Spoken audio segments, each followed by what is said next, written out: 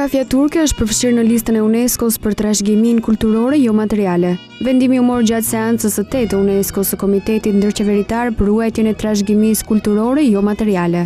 Kryetari i Komisionit Kombëtar Turk për UNESCO-n, profesor Oçal Ozgur, tha se kafja turke është shumë më tepër se sa thjesht një pije. Ajo njihet për historinë dhe influencën e saj në shumë gjenerata, shtoi ai.